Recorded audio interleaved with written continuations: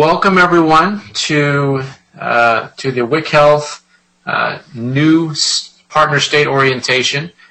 So we'll be speaking today.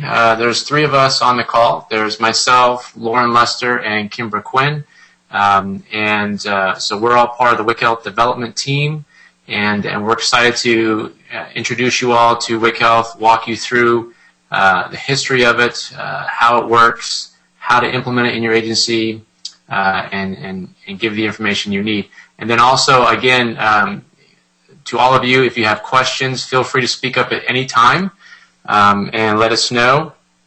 You don't have to wait until the end. Also, again, you can submit a question in a little chat window if we're in the middle of talking and something comes up that you want to talk about or you need us to address. So without further ado, let's just get right into it. And I think we'll start by, I'll start by giving you a little bit of a history on WIC Health. So WIC Health began with this innovative idea, and that idea filled the need for how best to revitalize quality nutrition services that incorporate client-centered and behavior-based WIC nutrition education. Now, WIC Health is based on the idea that the client should be and deserves to be an active participant in her education, and the education provided at the clinic level needs to fit the client, not the other way around. It needs to be based on... Yes, ma'am. We're having trouble hearing. Can you talk a little louder? Oh, sure. Thank you.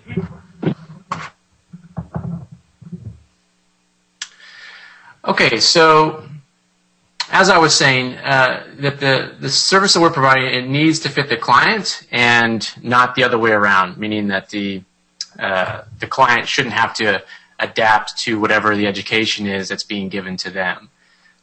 So it needs to be based on what the client is interested in learning and to what level of readiness the client is willing to engage in the changes necessary for improving the life of her and her family. WIC Health was initially conceived in 2001, and that's a little image of what this thing actually looked like back then. And it's the offspring of this kind of symbiotic relationship that exists between partner WIC states, between WIC clients, and the WIC development team. And that team runs out of Western Michigan University. So as the needs of the client, the desires of the clinic, and the skills of the team have evolved, so too has the system. What first began as a simple internet application providing behavior change education to a few WIC clients has grown into this kind of comprehensive, expansive, and multilingual system. Now, as with any effective solution, WIC Health continues to expand in intelligence and in complexity, but it does maintain the simplicity necessary to ensure a highly satisfying and enjoyable client behavior change experience. And one of the keys to WIC Health's continued evolution is the expansive behavior change theory upon which the system is built.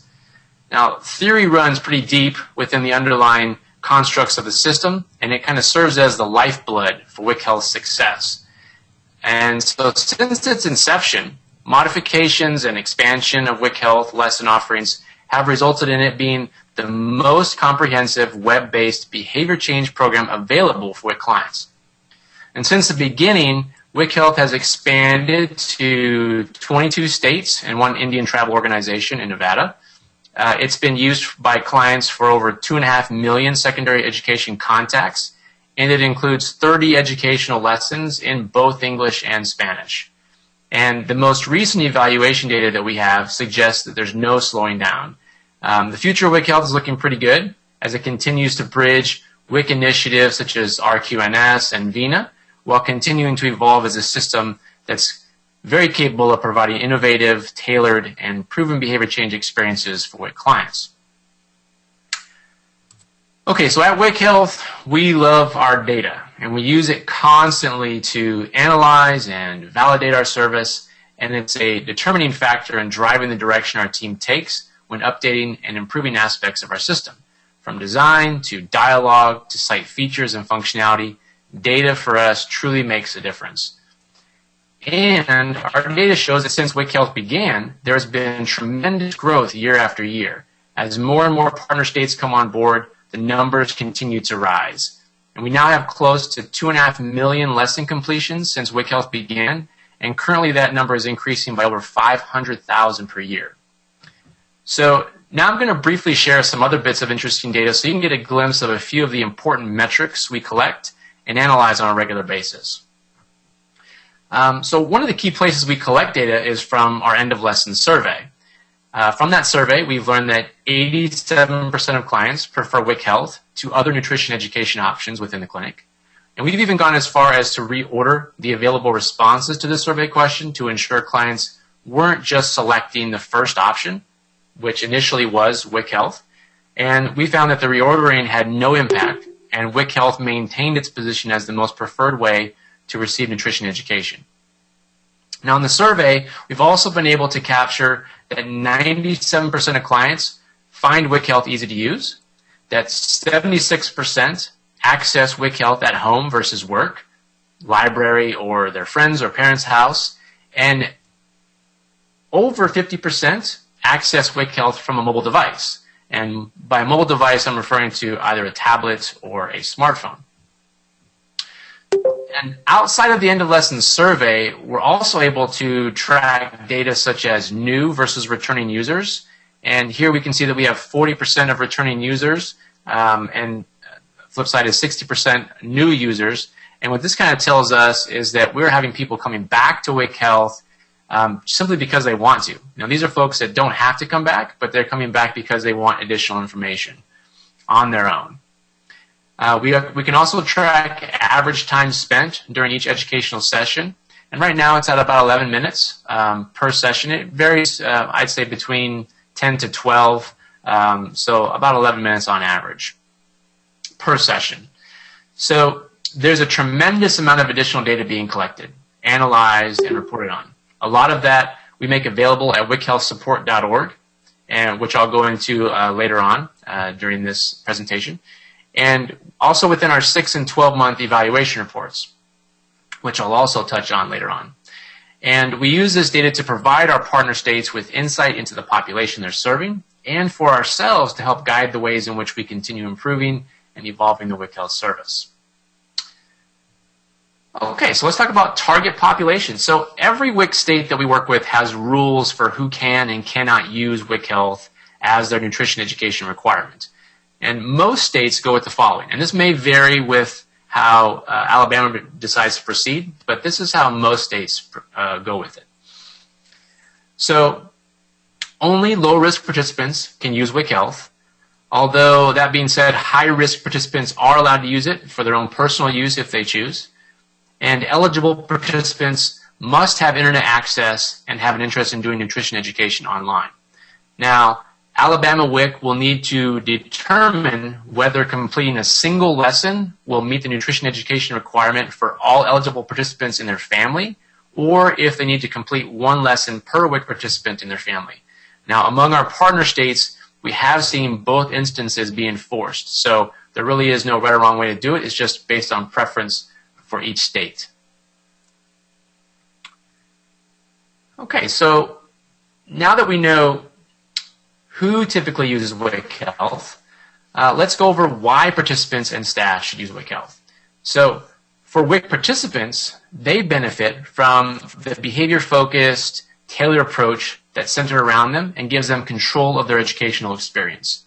And it's an internet-based approach, which is mainstream technology that an ever-growing number of WIC participants, especially millennial moms, is familiar with and comfortable using.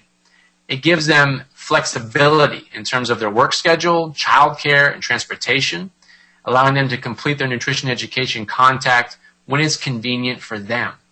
It offers up 30 nutrition education lessons, giving them a wide variety of content to choose from that likely addresses any nutrition-related needs they have.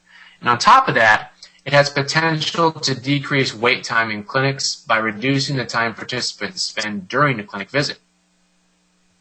Now what we have here are we have a few quotes from actual clients about what they like about WIC Health. And so these are things that we see time and time again from our evaluation reports and the data we collect. We can see that folks love the idea that they can do their education from the comfort of their own home at their own pace. There's no distractions.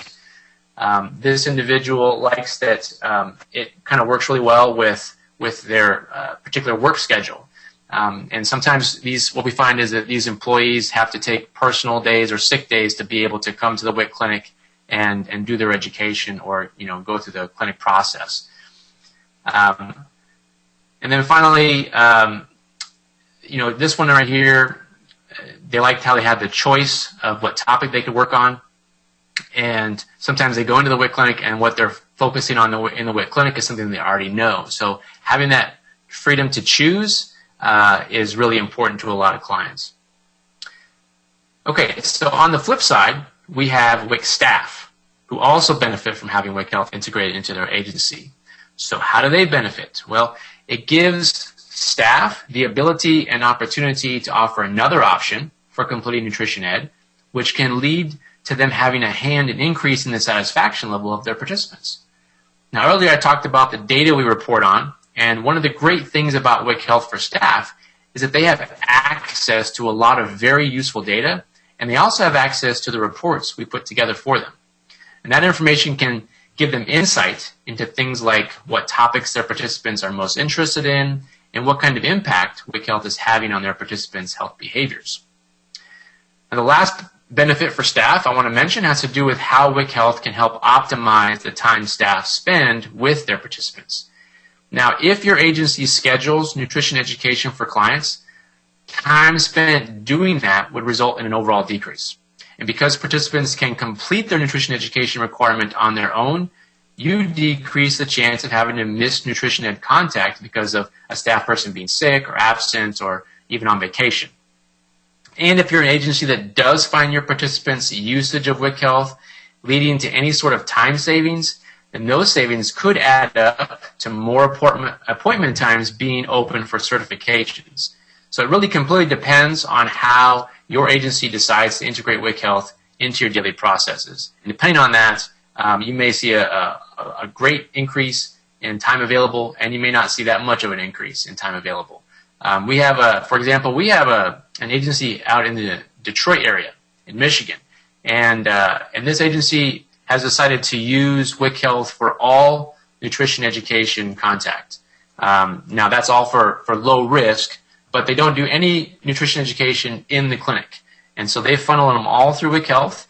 And as a result, they have seen an increase in available time that they can spend with high-risk clients and also with just additional clients, because they had, in their situation, they had a very high amount of traffic coming through the clinic, and so they needed to figure out a way to decrease some of the time spent. In those few minutes that they might spend with a client on nutrition ed, those minutes add up, and they lead to an overall increase in the amount of time they can spend doing other things.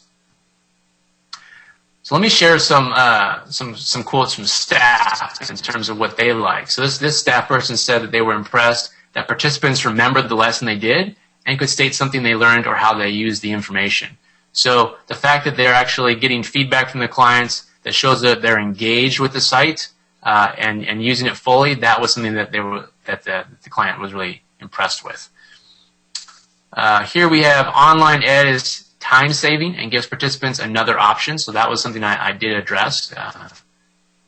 And then great for participants with transportation issues that have odd work schedules and find it difficult to come to scheduled classes. That's a huge plus that we found, is just the mere convenience of being able to do it online, whether that's at home or at a friend's house or even on their mobile device, is a great benefit to the clients out there.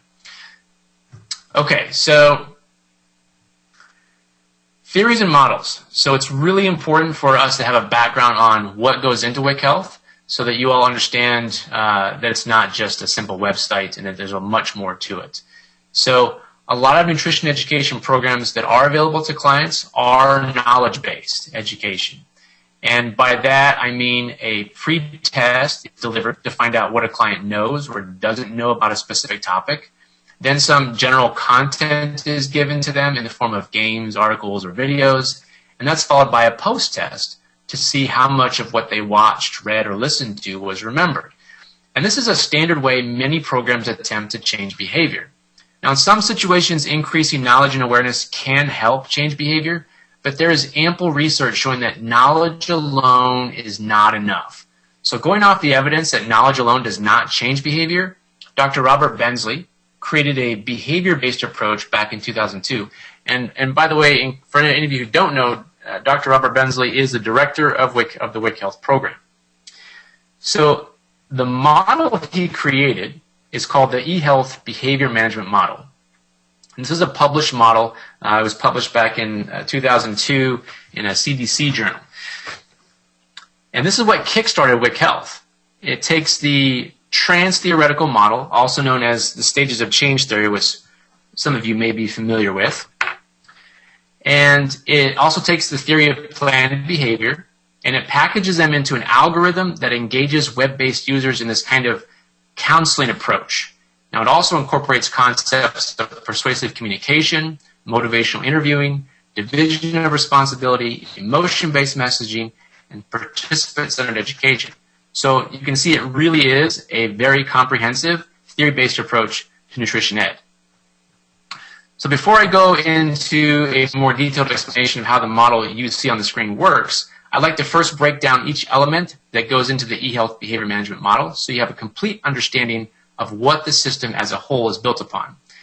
And this is an important point because over the years we've talked with a number of WIC staff from across the country who have this impression that WIC Health is just kind of an ordinary website. There's some stuff to read on a page, you click a link or a button, and eventually you see a certificate that you can email or print out. And that's it. They view it as just another website out there that has health information, when in reality, it is so much more than that. And that's why this section is so important. Okay, so it will help each of you be able to understand and explain to others how the WIC Health approach is unique and why that uniqueness can make a difference when it comes to improving the health of your clients. So the first theory we'll start with is the trans-theoretical model, otherwise known as the stages of change theory. Now this theory was developed back in 1977 by this guy on the screen here, and his name is James Prochaska, and he's from the University of Rhode Island. And what Prochaska theorized was that the process of changing behavior occurs over a number of stages, 5 to be exact, and those stages are linear, and that means that an individual can progress or regress between stages depending on various situations or circumstances in their life. So let's take a look at each stage and how it fits into the overall model. So first we have pre-contemplation. So someone in this stage is not ready to change their behavior and is unlikely to do so in the near future. Clients coming into this stage are encouraged to think about the pros and cons of their current behavior and how engaging in healthier behaviors can be beneficial to themselves and others. Now keep in mind that these are individuals coming in not prepared to change their lifestyle. So we need to take special care when communicating with these individuals because they could be really down on themselves for not changing or feel defensive after being encouraged to adopt new behaviors. So increasing their awareness on the subject is the perfect starting point for these individuals. Okay, so the next stage is contemplation. Now, someone in this stage is said to be getting ready to change and thinking about change. They have an initial intent to engage in healthier behavior. And these individuals are more open to hearing about how change can positively impact their lives. Now, they still may not be ready to jump right in, though. And we help these individuals by reducing as much as possible any negatives associated with making a change. Next stage is preparation. So someone in this stage is now ready to change and is taking small steps to prepare themselves to integrate the healthy change into their daily lifestyle. In this stage, our focus is on making sure the participant feels competent and confident by giving them a plan of action that doesn't overwhelm. Okay, the fourth stage is action. And someone in this stage has started engaging in a healthier behavior within the past few months. Now, the behavior is still new to them, and it probably requires them to continue working hard to maintain it. Our focus is to strengthen their commitment to the new behavior, and one way we can do this is by encouraging them to get the support they need so they can surround themselves with positive reinforcement. Now, it's important to note at this point that even though the participant is now exhibiting the healthier behavior, they could still regress back, or they refer to it as relapse, through some of the earlier stages due to the fact that integrating a new behavior into your already established daily routine comes with a whole bunch of potential challenges. So someone could be at the action stage and literally go all the way back to pre-contemplation. Something really terrible could happen in their experience in changing, and they could jump all the way back to pre-contemplation and say, I'm never going to do this again. And so then when that person comes back, or you're interacting with that person later on, you have to deal with that situation where they tried and they failed, and now you have to get them back on board. Okay, so the final stage is maintenance. And someone in this stage has successfully changed and sustained their behavior for roughly a 6-month period. And often individuals in this stage are encouraged to share their experiences with others and make sure they continue to have the support they need long term. Now, it's important for individuals in this stage to be aware of situations that could lead to them engaging in unhealthy behaviors. And they also need to challenge themselves continually, but only to the point where they are still confident in their ability to overcome any barriers that may get in their way. Okay, so those are the 5 stages. Now, in order to move from one stage to the next, there are some key factors that come into play. And Prochaska referred to these as the processes of change. And there's 10 of them. Now, I'm not going to cover every process in detail, but I do want to show you a few examples and give you an idea of how they relate to the stages of change. So the diagram you see on the screen there shows the stages of change going across the top, and the orange boxes beneath are the processes of change. And you can see how the processes relate to the stages based on which stage they're positioned under. So, for example, you can see that consciousness raising is an important element for individuals who are currently in pre-contemplation or contemplation. Now, in order for those individuals to move forward in their intent to change, one of the key factors is increasing awareness or giving them facts about the pros and cons of changing their behavior. And that is consciousness raising. For someone in a later state of change, such as action, you can see that healthy relationships is an important factor. And having a strong support system is critical at the point where the individual has just begun to engage in healthier behavior. Now, it's also important to note that these don't necessarily have to be stuck to those particular stages you see on the screen. This is where they are optimal. So helping relationships, obviously, when you think about having a support system around you, that's going to be beneficial throughout the entire stage of change process, from the very early pre-contemplators to the people in maintenance. But it's optimal in that area of preparation, action, and maintenance.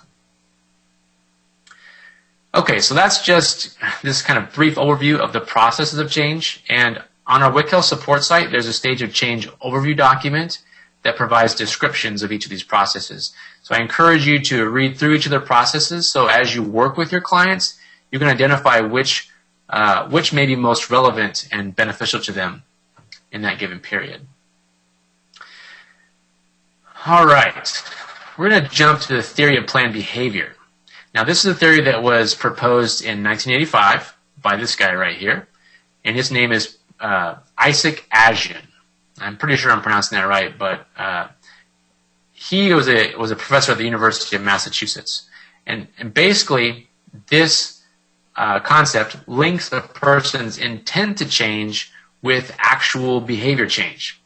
So essentially what it says is that positive or negative attitudes and beliefs toward a particular behavior, along with social pressure to engage or not engage in the behavior, and a belief that you can or cannot easily perform the behavior, all contribute to a person's behavioral intent, or whether they actually plan to engage in the healthier behavior or not.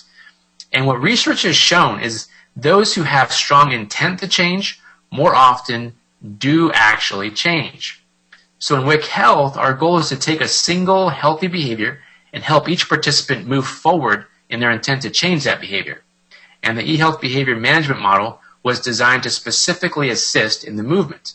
So each client actually shares what their behavioral intent is at the end of each lesson. And you can see an example of our certificate of completion, which a client receives after completing a lesson.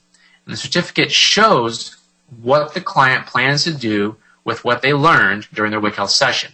And that is their behavioral intent. So here you can see a few examples of behavioral intent statements from actual clients, and I'm not going to read through all of them. But essentially, we collect this information. This is part of the data that we have And this is information that we can also share with the WIC states.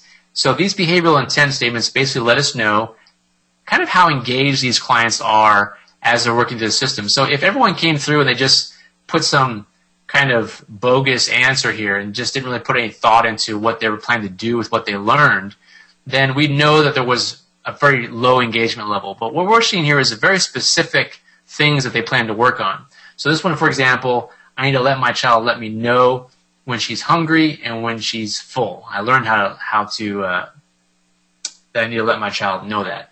So it's important not to force your child to eat now, so later on in life she doesn't have problems with her weight. So this is someone who obviously has spent some time digging into the content and has pulled some of this information out. Another one here, plan to start using shopping lists in order to cut down on eating out, plan ahead and use coupons. So here, again, we can kind of see that these folks are obviously very engaged and involved with the program. Okay, let's jump to persuasive communication. So these are some of the models that are integrated into WIC Health. So persuasive communication is essentially this kind of transactional or two-way dialogue that is response dependent. Now this means that there's a back and forth type dialogue where we ask a question, the client responds, we give them some empowering feedback or education, and the next question we ask is based on how they answered the previous one. So this is very much like a real client counselor situation. We're trying to kind of replicate that experience as much as possible. So here's an example of what that interaction can look like, right? So are you physically active every day? Client answers yes. We say that's really great. So there's the empowering feedback, and then there's some education saying regular physical activity is one of the most important things you can do for your health. And then asking another follow-up question saying, have you been physically active for more than a few months? And again, that response is based on them saying yes, that they are physically active above. And that is persuasive communication. Now on WIC Health, during the process of this back and forth communication, we're getting the participant to listen to a healthy message, focus on the main idea being conveyed, think about the case we're making to engage in a healthier behavior, trying to get them to agree with the points we're making, and then move forward with their intent to change. Now, the response-dependent aspect of persuasive communication means that the dialogue we give is dependent on the responses given by the participants. So in the case of WIC Health, as the participant responds to the questions on each page, they follow this kind of specific pathway that provides them with information tailored to how they're responding. And this gives them a completely personal and tailored experience. All right, motivational interviewing. Two more cool guys here on the screen. So what we have here is motivational interviewing, and it's this kind of counseling approach that was originally developed to help treat problem drinkers. That was where it came from. Now, we have a couple of clinical psychologists here named William Miller on the left and Stephen Rolnick on the right, and they developed the approach. And one of the great things about this approach is that Miller and Rolnick understood that not all problem drinkers coming in for counseling would be ready and willing to change their behavior. So they took into account the whole concept of readiness to change, or the behavior change theory. They had seen clients who had been trying to change their behavior for years, unable to do so, and they had seen others who had thought about changing but had never taken any initiative to get started. So with this in mind, they gradually evolved this method of counseling into something that could positively impact anyone, regardless of where they were on the readiness to change continuum. So this is a very behavior change focused type of model here. Now what they came up with were 4 basic skills that the counselor would use while interacting with the client. And the first skill is asking open-ended questions. So on WIC Health, we accomplish this by asking the participant multiple choice questions as often as possible throughout the dialogue. So for example, you can see this in the lesson, you can see right here in the example on the screen, the virtual educator is asking the participant which scenario best describes mealtime with their picky eater. So that gives the idea of an open-ended question. Instead of just saying, do you do this or not, and it being yes, no, this is kind of as close as you can come online to representing kind of this open-ended approach. Now the second skill is providing affirmations. So we deliver a variety of positive, empowering statements throughout our lesson dialogue, and those who are successfully engaging in healthy behaviors, as well as those who are not, both receive encouraging feedback throughout each lesson. And we do that in an effort to enhance self-efficacy and kind of get this kind of positive attitude toward change. So continuing with the picky eater lesson example that I showed before, if a participant were to select, my child demands certain foods and won't eat anything else, which isn't the optimal situation for a parent, even though that's the case, the virtual educator still responds with a positive affirmation, kind of reassuring the participant that they are not alone. Okay, so the third skill is reflective listening. And that's when a counselor listens to what the client is saying and then offers their idea back to them, or kind of paraphrases their idea, for the purpose of making sure the idea has been correctly understood. Now, with the current example, we can see that after the positive affirmation that they got, you're not alone, the virtual educator then goes on to acknowledge the participant's struggle, essentially reaffirming the participant's response on the previous page that they are having problems when it comes to their child being a picky eater. Okay, so the fourth and final skill is providing a summary statement to the client, or this kind of recap of their session on WIC Health. Now, this is one aspect of motivational interviewing that we plan to include within the brand new version of WIC Health that we're planning to launch near the end of the year. So the summary page that we're looking at will include things like lessons they completed, what they plan to do with what they learned during that session, and some other behavior-related items. So this will be a really cool addition to WIC Health in the near future. Okay, really briefly, division of responsibility. Some of you may be familiar with this. This is a parent-child feeding approach that became popular by an internationally recognized dietitian named Ellen Satter. And so this approach basically says that the parent is responsible for what food they give, when they give it, and where they give it, and the child is responsible for how much and whether they eat. And that's all we're going to say about that. Now, what I will say is we also make a point on WIC Health to deliver messages within the dialogue and nutrition ed links that reinforce and support that approach. All right, so emotion-based messaging. Now, the idea behind emotion-based messaging, which also kind of came about throughout WIC, the WIC program, is that personal emotions are far more powerful than knowledge when it comes to impacting a change in behavior. So essentially, emotions drive behavior change more so than logic or facts. And since WIC is in the business of behavior change, understanding how WIC Health fulfills a WIC participant's emotional needs is really, really important. And WIC Health incorporates emotion-based messaging by delivering this dialogue that empowers and overall kind of makes the participant feel confident and capable and secure in relation to the healthy change they're attempting to integrate into their lives. So this is an idea that's kind of embedded in the dialogue that we have throughout each lesson. Okay, finally, participant-centered education. Again, these are all concepts that kind of came about through research that was being done and projects being conducted throughout the WIC program across the nation. So the participant-centered education model was developed by the Alterum Institute, and that's an organization that conducts health-related research, and over the years, they've worked very closely with the WIC program on a number of projects. So when I refer to participant-centered education, I'll refer to it as PCE for short. And this PCE project was originally developed in coordination with Arizona WIC back in 2006. So essentially, PCE puts the client at the center of the education process, ensuring that the participant is the one driving what content will be covered during their education session. So the educator then takes on the role as listener, motivator, counselor, basically helping to guide the participant and providing them with the resources necessary to bring about successful behavior change. Now, WIC Health incorporates PCE by giving each participant control of their educational experience. They decide which and how many lessons they want to complete, and they also can determine on their own which educational resources are relevant and meaningful to them. From the perspective of the virtual educator, which you'll see more of when Lauren goes into the demo of WIC Health, the virtual educator acts as a guide, asking the most appropriate questions and using the responses from the participant to determine which resources should be delivered.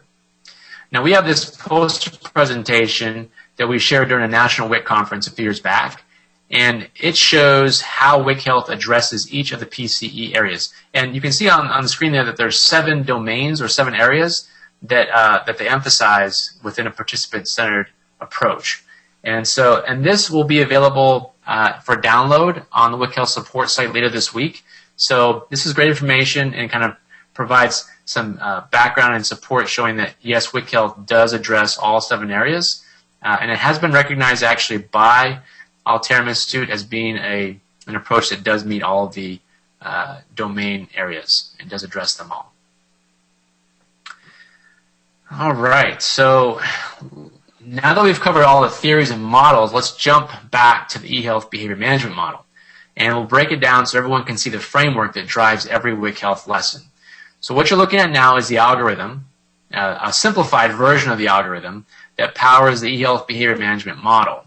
Now what you'll notice is that as the WIC participant answers questions, they move down one of 5 pathways. Now each of those pathways is a specific stage of change. And they're given stage-specific content at the end of each pathway. So then after they have viewed the educational content specific to their needs, they're then asked if they now think they're ready to move forward in their intent to change. And if so, they're given educational resources specific to their new stage of change. So the goal of the model, the goal of WIC Health, is to advance participants forward in their intent to change and give them tailored resources that are very applicable and very meaningful to where they're at in the behavior change process. Now, one of the things you can't see on this is, so when I mentioned that you can actually move forward in your intent to change in the model, so if you were to go down one of these pathways and end up, let's say, in preparation, after you look at the links and the educational resources in preparation, you're then asked, are you now ready to move forward and actually start engaging in this behavior? You can say yes, and if you do, then you jump over to the action-related links. And likewise with pre-contemplation, moving forward to contemplation, and so on. So you can advance forward, although this particular simplified version of the model doesn't show all that interaction. So that is a general idea of how the eHealth behavior management model works. And so at this point, I'm going to turn it over to Lauren, and she's going to cover how we put this model into practice. Okay, so she'll start with the registration process on WIC Health, but after that, she'll get into the lesson, and you'll really be able to see how this model applies to the WIC Health experience. So over to you, Lauren. All right. Let me just get my screen here. Okay. So I'm going to take you through a live demonstration of WIC Health. Like Jason said, we're going to start with registration really briefly and then spend the majority of our time focusing on the lessons and its components. So we're going to start where everyone does on WIC Health, which is registration. All new participants to WIC Health will need to register for an account, and they can do so very easily from our homepage by clicking the Start Here button. Once they do that, a pop-up will appear for the participant to complete. There is some basic info like first name, state, agency, and clinic, and ID that every participant needs to input into WIC Health. But the registration process is customizable to Alabama's needs. So if you want to have a field for email or require email, or some partner states have included last name as an additional field and in addition to first name, we can do that. We do have the ability to tailor the registration process. So the participant will go through this first of 2 steps is choosing the state, agency, clinic, and adding in the ID number, first name, date of birth, some racial information, and then information about the child. And then on the second step, the participant will put in their actual account information like username, password, and security question and answer, so that if they forget their password, they can recover it down the road. So I'm going to go ahead and log in with an account that I have that I use for our demo purposes. So once a user creates an account, they'll be prompted to log in and come to the dashboard, or any time that the participant comes back later on and logs in, they're always going to start at the dashboard. And this dashboard that you see on the screen is the participant's central station on WIC Health. From here, she can get to everything that she needs. So most importantly, you can see the big orange button for start a new lesson, so she can complete her online nutrition education. She can also view completed certificates or certificates for completed lessons, edit her profile, and view favorite resources that she has kind of tagged as she's gone through previous lessons to keep track of. Okay, so let's jump into the nutrition education tool. So I'm going to click Start a New Lesson. And when I do that, you see that the participant comes to a page with different lesson categories. In total, we have 5, which are across the orange bar here: pregnant women, infants, children ages 1 to 5, family, and parents. Again, we can tailor the categories that are available to participants in Alabama based on whatever your needs are. And by selecting one of the lesson categories most applicable to her, the participant is going to see lessons within that category that are most likely relevant to her and her children. In total, across all 5 categories, we have over 25 different lessons, but today I'm going to choose our children ages 1 to 5 to dig into. So here you can see all of the lessons that we have under this category. I'll try and scroll down here. And once again, while you can tailor the overall categories that are available, you can also tailor the lessons within the category. So if you did want to keep the children ages 1 to 5 category, but maybe you didn't want to offer our oral health lesson, which is this 2 minutes twice a day for a healthy smile lesson, we do have the ability to make that tailorable as well. One important thing to note on the lesson listings is that the order the lessons appear in is actually randomized each time the participant logs into WIC Health. So today you can see that Happy, Healthy, Active Children is the top lesson, but in the future that lesson may be second from the bottom. So to determine the best approach in ordering these lessons, we actually conducted research on how users behave when they are given a long list to select from. And what our research found, which was actually published, was that users consistently selected the first item on the list, followed by, in sequential order, the second, third, fourth item, and so on. So it became really important for us to randomize this lesson listing to ensure an even distribution of lessons being visited. So I'm going to go ahead and dive into our Fruits and Veggies Grow Healthy Kids lesson so we can actually see all of that theory that Jason just went over in practice and how does it actually apply to a lesson on WIC Health. So throughout each lesson, the participant is going to be presented with some dialogue and then either a question or associated resources. Here we can see the dialogue, which is in the blue speech bubble, along with some statements the participant can choose from to best describe her situation. So as the example that Jason showed during the theories part, which was for the picky eaters lesson, it's a very similar setup, except this time we're talking about offering children fruits and veggies. Again, the dialogue throughout all of our lessons is going to integrate that participant-centered education, persuasive communication, motivational interviewing, and the trans-theoretical model. But once again, it's also entirely customizable for your state. So all of our dialogue is tailorable. So if there's particular wording you'd like to change, add, remove from whatever we have as the default dialogue, we can easily accommodate those needs. And again, while the majority of our nutrition education on WIC Health is behavior-based, we also have the flexibility to create lessons that are knowledge-based or awareness-based, and we have actually done that for a couple of our partner states. However, we do always recommend the behavior-based interventions over the other types.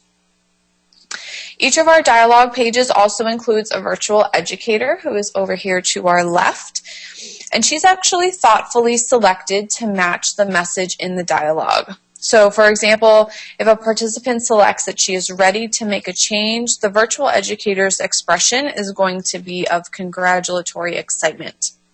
Whereas, on the other hand, if the participant maybe says she's not ready to make a change, the virtual educator's expression will be subtle disappointment, but again, we're going to encourage the participant to be open to change in the future. So these subtle variations in expressions among the virtual educators makes the experience for the participant actually feel more personal and impactful. And we've received very positive feedback that these images give the lesson a human touch versus just having text and answers on the page. If the participant completes several lessons during a single session, the same virtual educator is actually going to follow her through all those lessons so she can feel like she has the same person. However, if the participant signs in down the road, she'll likely get a new virtual educator just to keep things fresh so that she doesn't always see the same face. So I'm going to go ahead and select the first option here and click Continue. As Jason noted, as the participant selects answers, as I did, and moves through the lesson, her behavioral intent is going to be analyzed and she's going to be actively staged. So I actually wanted to show you the algorithm that is driving this particular lesson that we're going through. This is an expanded view. Obviously, Jason just showed kind of the basics. This is an expanded view of an actual lesson. And as you can see, as he had mentioned, if you go down the path for maybe preparation, you don't just end there, as he had in the basic version. It continues on through the tree. So you can see it's a very complex algorithm that drives all of our lessons. Okay, so I'm going to go back to our lesson here, and I'm going to select yes. Okay, so now we've come to our resource page. So when a participant comes to this place in the lesson where the resources are shared, the resources that are actually listed here have been selected based on her current stage to specifically address her behavioral needs. So we have a variety of resources that may be available. We show up to 6 on any given resource page. And we have several different types of resources, including interactive tools, articles, videos, recipes. This variety allows us to appeal to all different learning types. And the icons next to each resource also allow the user to quickly identify what type of resource is so that she can select one that maybe she likes or she finds easy to learn from. So I'm going to click on this first resource here. So when the participant selects one of the resources, it opens within WIC Health, so she is never taken off of our site. She can, however, review the resource and scroll through and click on things within the resource itself. She can also rate it at the top, comment on it, and share it among social networks or by email.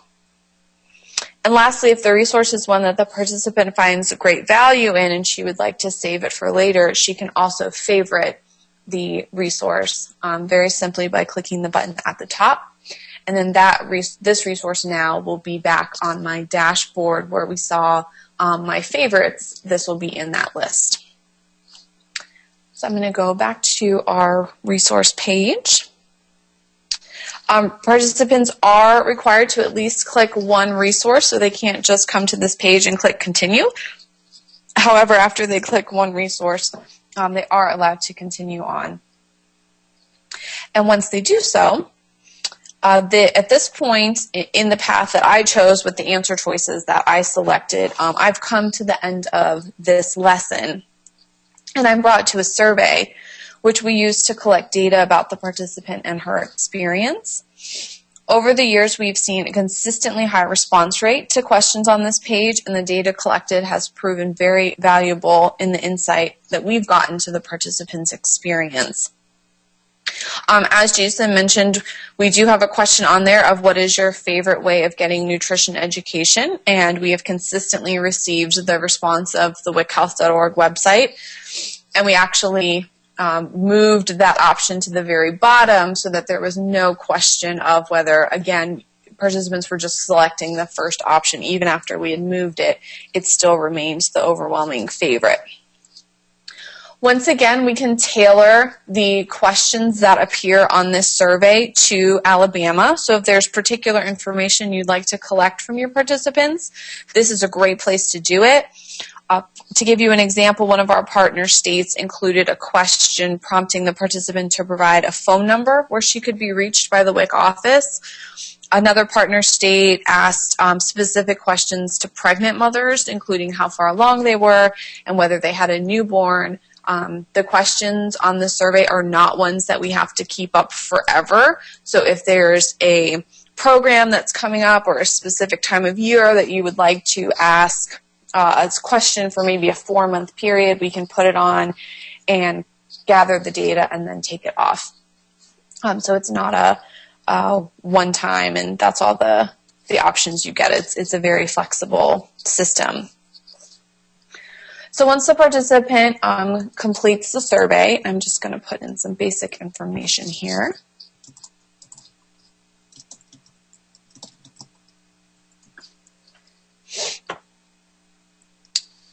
Clicks continue. And we can make certain questions in the survey required. Most of them are not required right now, but if there's one that you would like to be required or an additional question that you just want for Alabama participants that you'd like everyone to answer, we do have the ability to do that as well. So once the participant has completed the survey and they click continue, they're going to come to our certificate page, and from this page they can view and print the certificate or email it.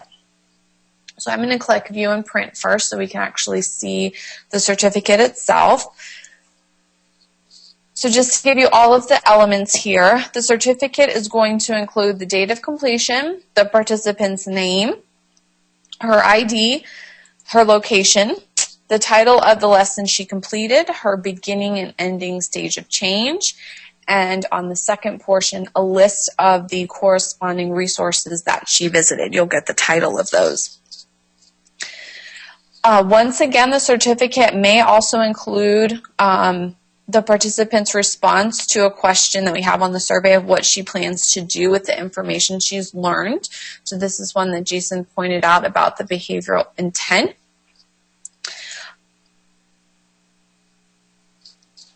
We asked this question for her to think about real behavior change that she's willing to commit to. And the great part about including this on the certificate is that the response can be referenced during a follow-up session between the participant and WIC staff, and it provides a really great opportunity for WIC staff to inquire about whether the participant's intent to change actually led to real action or not. If not, the discussion can then turn to barriers and how to overcome those barriers. So collecting these behavioral intent statements really opens the door up for further discussion with the participant during that process of behavior change. In addition to the basic information we include on the certificate, we can also customize it for participants in Alabama to include any additional information.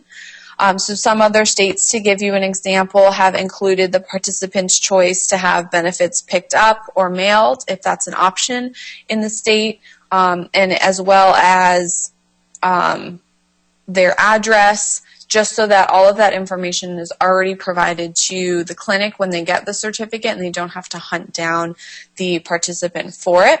So if there's any information like that that you would like to include on the certificate, we'll ask it on the survey and then have it appear on the certificate itself. So going back, so the participant can print the certificate right from here. She also has the ability to email the certificate. Now, certificates are not automatically emailed from WIC Health. The participant has to click on this button to email the certificate. The way that we will set this up for Alabama initially is that every clinic will have an associated email in our system so that when the participant clicks email your certificate, they don't have to type in anything. They just trigger the email and it gets sent to whatever the email we have associated with the clinic they've selected. And just to show you what the actual email looks like. This is an email that I generated coming through. So it's a very simple email. This is what you'll receive when the participant has selected to email her certificate. It's very basic information. And then when you click here, let me copy this and put it in the window that you can see. When you click that link, it actually opens up that same exact certificate that we just saw that the participant sees when she clicks view or print certificate. So then at that point, you'll have the ability at the staff level and at the clinic to print this out and file it or do whatever the normal process is within the clinic. Okay. Let me close this and go back to our certificate page. Once the participant is done viewing her certificate and emailing it, hopefully, when she clicks continue, she'll be given the option to either continue with a new lesson or log out. So I'm just going to click continue with a new lesson just so we can get back to our lesson listing. So one last thing I want to mention about all of the lessons that we have on WIC Health is that no lesson is included without successful completion of our rigorous review process. Every dialogue page and every resource that we have on WIC Health is reviewed and commented on by a review team, which is comprised of select individuals from our partner states along with our WIC Health Steering Committee.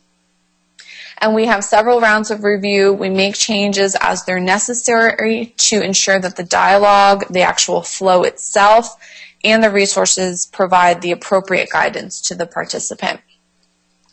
Once a lesson is approved, we do translate every one of our lessons into Spanish as well. So on the login page, you'll notice a button at the top that says in Español. And the participant can click that and have the same exact experience, log in, go to the dashboard, click the same big orange button, just everything is going to be in Spanish for her. Okay, so I'm going to go back to my dashboard and I want to play a video here. I'll explain what this feature is and then explain why I have to show it in a video versus a live demo. So another feature that we have in WIC Health is what we call our impact questionnaire.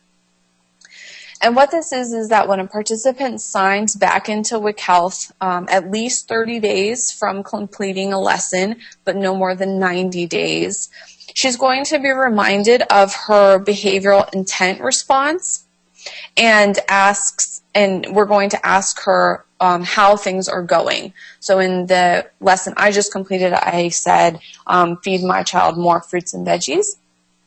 So that would appear, and it would have something similar to what you see on the screen. Welcome back.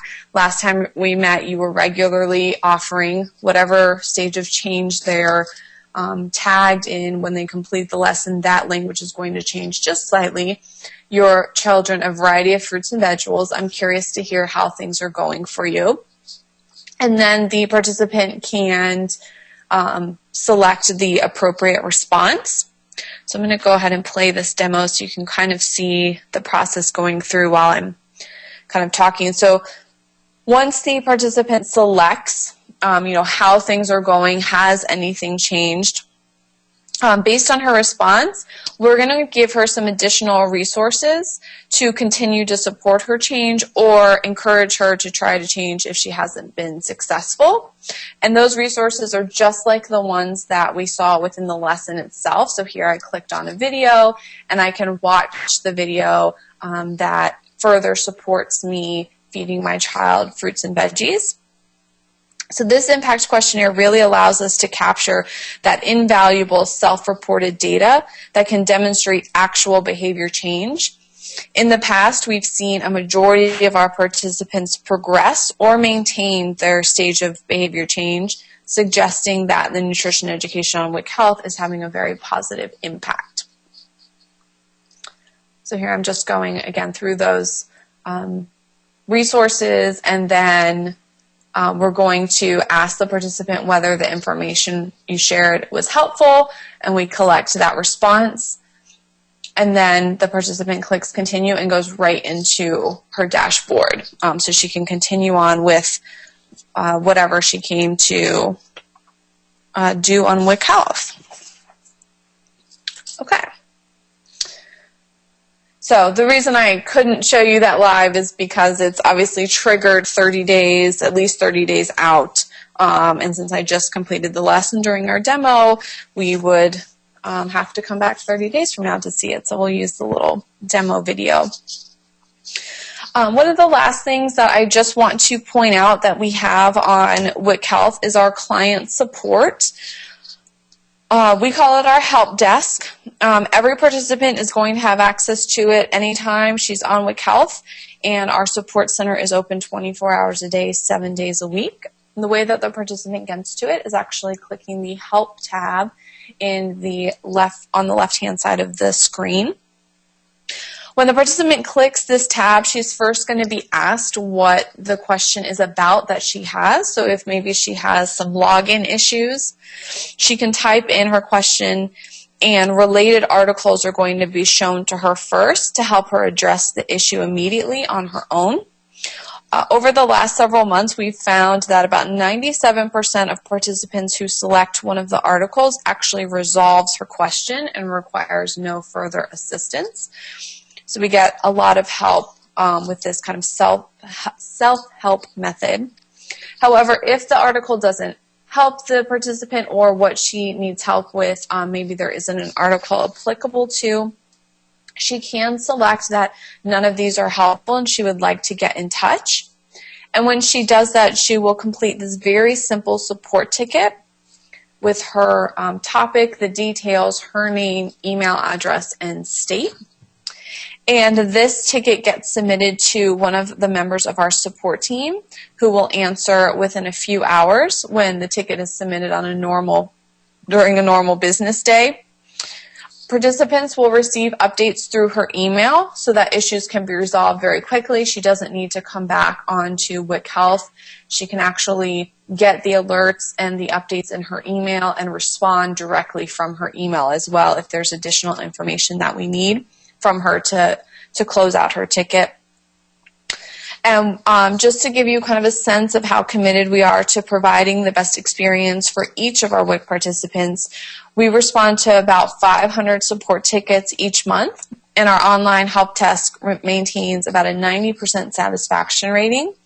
And every month we closely examine the client interactions our help desk is getting, and we use that analysis to make changes to the way our support team communicates. So it's a constant work in progress. And we provide the exact same level of service to our Spanish-speaking participants as well. So we do have support staff who are fluent in both languages who can answer those questions from our Spanish-speaking folks. Okay. So that concludes the demonstration of WIC Health, how a participant completes nutrition education, how a lot of those theories that Jason went over are actually applied in WIC Health. You can see them in action. Does anyone have any questions for me at this point? Hey, Lauren. Yes. Can you just show really briefly the View My Completed Lessons so they have a sense of what that is and how that can help them? Absolutely.